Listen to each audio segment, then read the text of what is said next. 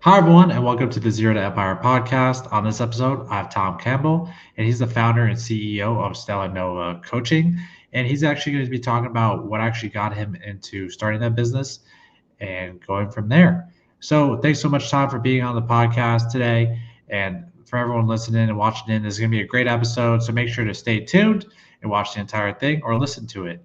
And so, Tom, let's actually rewind to 10 years ago. What was happening in your career then? Well, Sam, thank you for having me today. I appreciate this. Um, about 10 years ago, I was working in a job that I thought that I really liked, actually. And I was working with a team I really liked. And I was in an environment where I got to learn a lot, but the learning curve wasn't overly steep. And I was really enjoying myself. I loved my boss, particularly. I loved my boss. But then my boss went and got a new job and left. And so I got a new boss.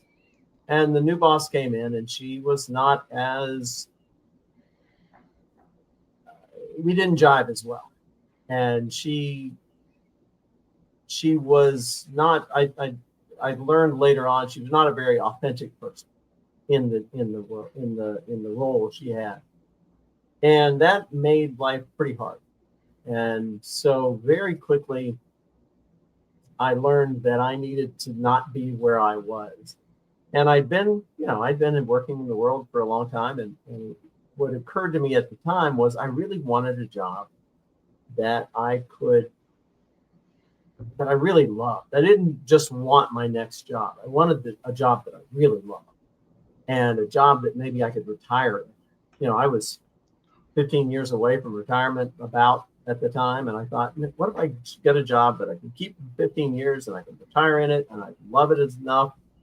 And so I started looking around and um, coaching popped up. Now it wasn't easy to jump into it as a full-time gig at the time, but that's kind of where I was. And coaching really became a sort of a touchstone for me. It's like if I could do what you do in coaching, if I could do more of it, then I'm going to like my job more and more and more. And when I look back on the jobs I've had and the roles I've played, a lot of what I've done and a lot of what I'd love to do is working with my teams and working with individuals and growing them as people, as employees, and trying to make sure that they were happy in their roles because if they're happy working for me, then they're going to do a better job. And if I can help them get where they want to go, then everybody wins. And so I started doing more and more of that as a sort of an intentional action to be coach like in the role I had. And gradually I turned that into a full-time coaching role. It took a few years, but eventually got there. That's solid. And I'm glad to hear that you started your own business because you actually like coaching and that you had that background in it. So it's great that you're making an impact on other people today. And can you actually tell us a client story thus so far that has made an impact on you? I think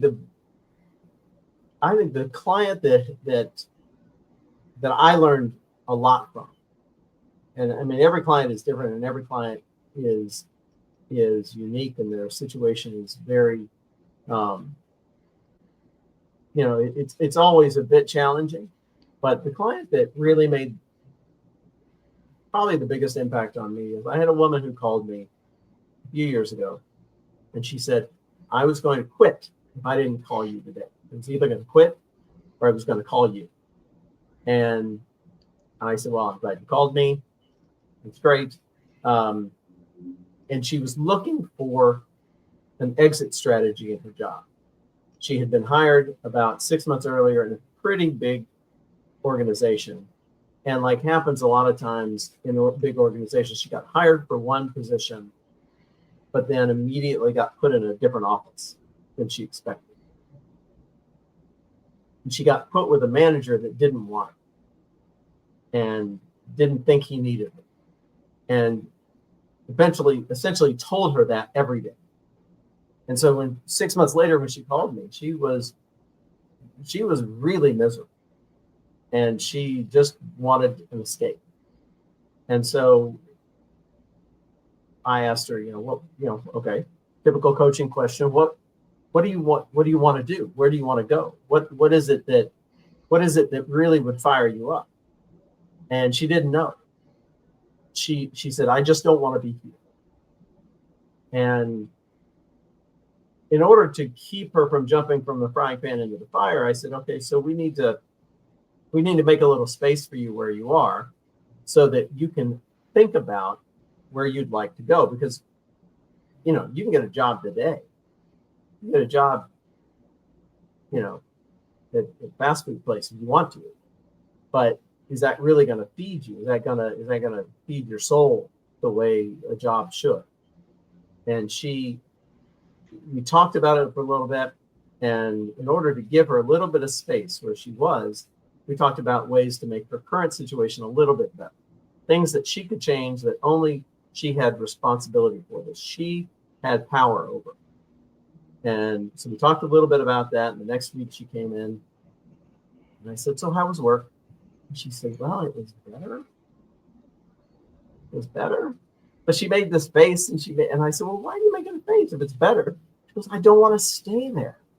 I don't want to stay at this job.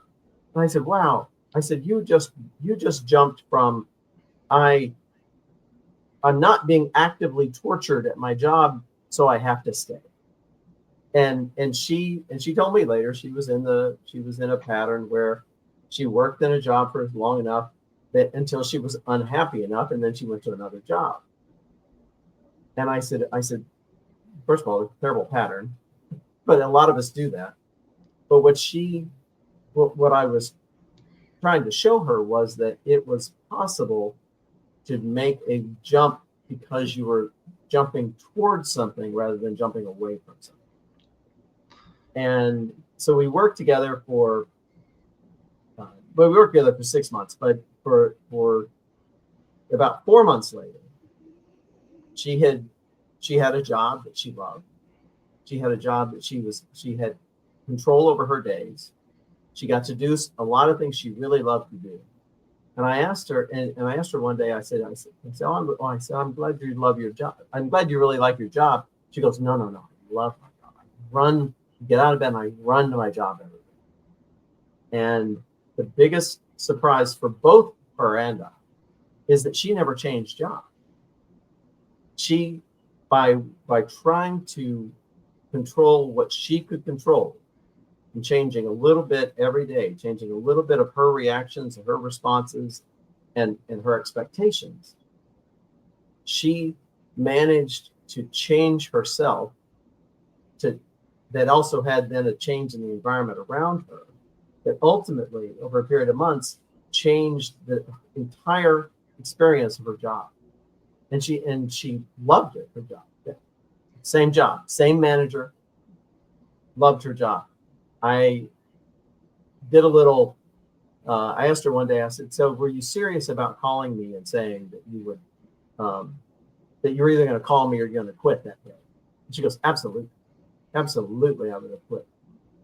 And I said, well, what would you have done?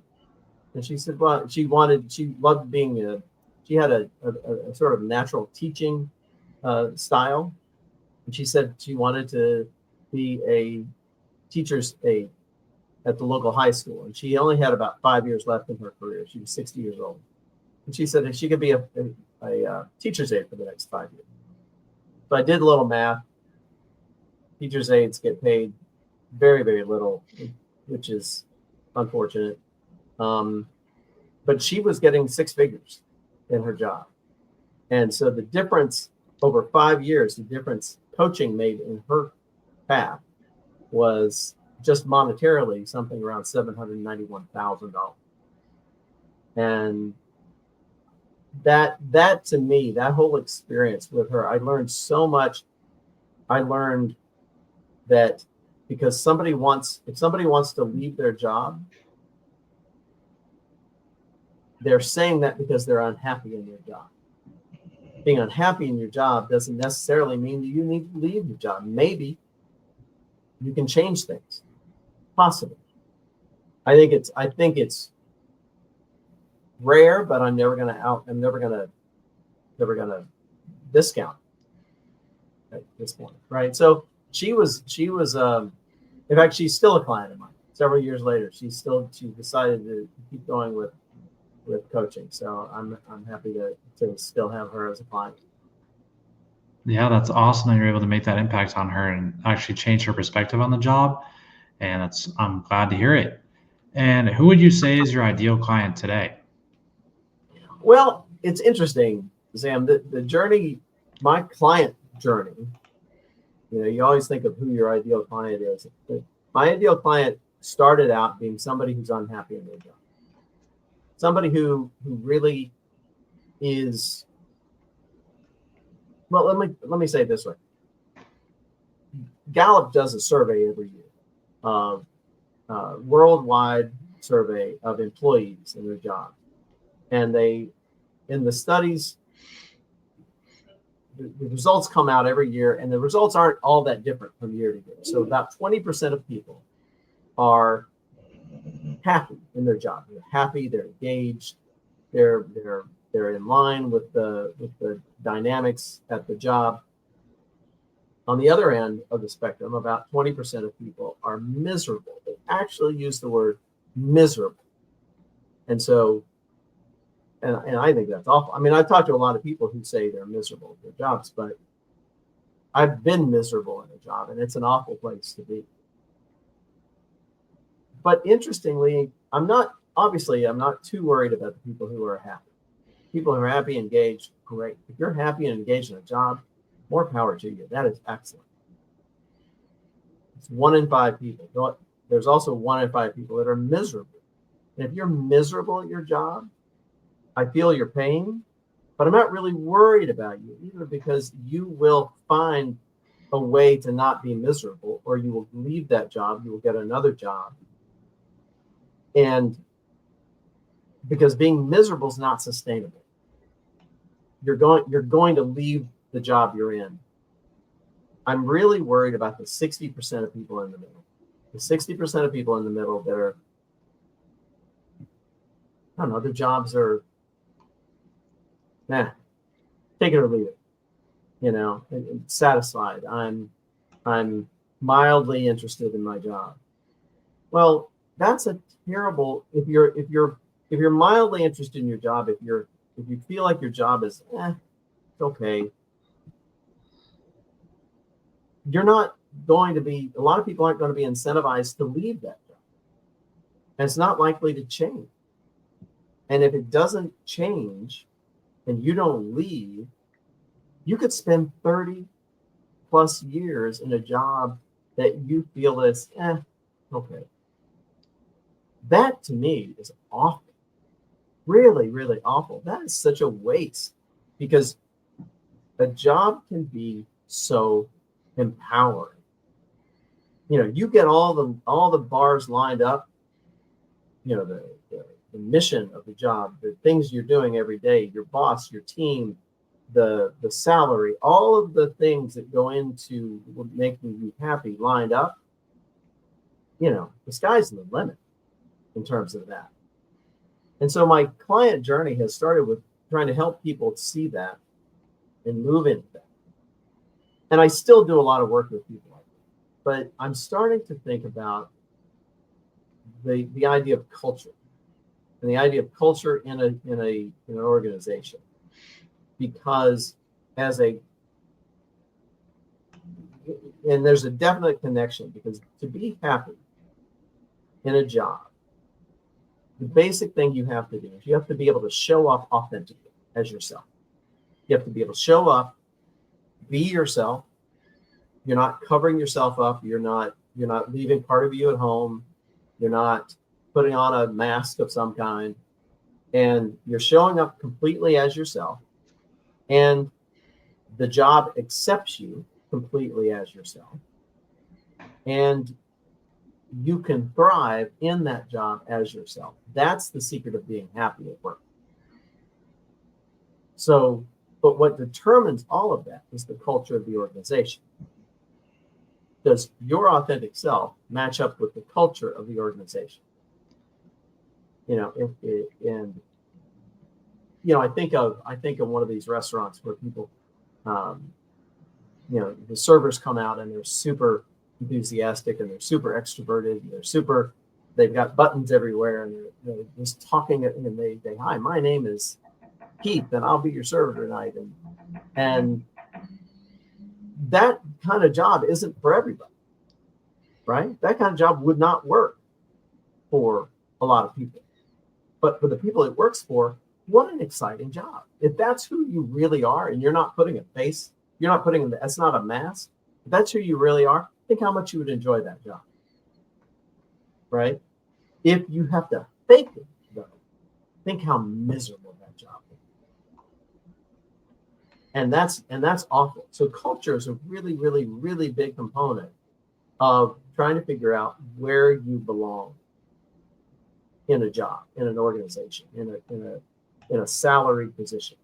Where do you belong?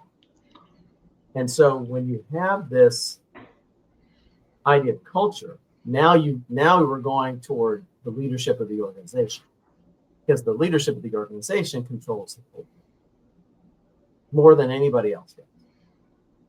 And so I am really, really interested, and I'm really intrigued in the last year or so with working with organizations to help them increase and improve their culture so that it is the kind of culture they want for that organization so they can be successful, right? You want people to be happy. You want people to be engaged. You want people to be efficient and effective at their jobs. And you want them to stay. How great would a company be if everybody in that company who worked for that company wanted to stay, wanted to be there? But the Gallup surveys tell us that is not true. On average, only 1 in 5 people that work for your company really are excited to be there. So how do you improve that statistic? And I think coaching has a lot to do with that, especially coaching the leadership of an organization. Yeah, that makes sense. And before this, we actually talked about how if you just coach just 4 senior executives at a 200-person company, why is that enough to transform the culture's company or the culture behind the company? Well, I think so if you imagine a team, right? Any team at all, there's a hierarchy to that team. There's one person who's the captain of the team, the coach of the team. You think about a football team. You've got a coach, you've got a quarterback, you've got some leaders, some natural leaders on that team. The leaders of that team. Now, every single person, culture is nothing more than the collective and the sum of the habits that everybody brings to the activity. That's what culture is. It's what are the habits of the people that work there? What are the habits of the people that are on that team? But if you want to, and every team has a culture, whether it thinks it does or not, whether it's trying to or not. So if you want an intentional, positive culture that is empowering to the people that work there, that allows for their individuality, that allows for their authenticity, if you want an empowering culture for the people that work there, you've got to do something intentional about it. And that starts at leadership. The leadership, the people at the top of the pyramid, they are the ones that have the most impact on the culture. Because as anybody who's ever worked in an office setting, the head of that office if the head of that office is a micromanager, the culture of that office is to be micromanaged, right? It just takes that one person. You can't come in and say, I don't want to be micromanaged. If you're just one of the staff people, you're not going to be able to change that culture. But if you're the leader of that team, you can absolutely change that culture. And so if you think about an organization with 200 or so people, you've got a CEO and you've got a C-suite, you've got a CFO and a COO and maybe some others. And then you've got your vice president level, your senior vice president level. That senior vice president level, if there are, say, 10 of those, if I can coach one-on-one with, say, 4 of those 10 and get those individuals, help them see how powerful coaching is and how powerful the idea of culture and intentional culture can be, then like that client I told you about, who changed only the things that she had control over. She changed her entire environment. She changed how her boss, who didn't want her to start with, she changed how he looked at her. She changed how he treated her over time, only by changing what she could control. Imagine doing that if she were a leader of an organization. She's the leader of the organization. Or if I'm coaching 40% of the senior vice presidents, now they're changing what they can change to make things better for them, to make things better for their teams. They will change their structure and the structures around them over time. Absolutely. I have no question, no hesitation saying that you give me 4 out of 10 senior vice presidents of an organization, I can change the culture. One-on-one, through one-on-one coaching.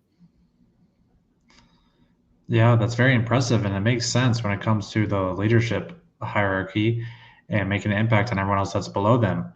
And where can those actually interested in your coaching find you and reach out to you by? My website, that's hard to say, www.stellanovacoaching.com. My information is there, my contact information, emails, texting, phone calls. I'm really very, very accessible. That's great, Thom. Thank you for being on the podcast. Make sure to go reach out to him if you would like his coaching. And I appreciate everyone for watching in or listening in for this episode of Zero to Empire. And I'll see you on the next one. Thank you, Sam. Appreciate it. Thanks, everybody.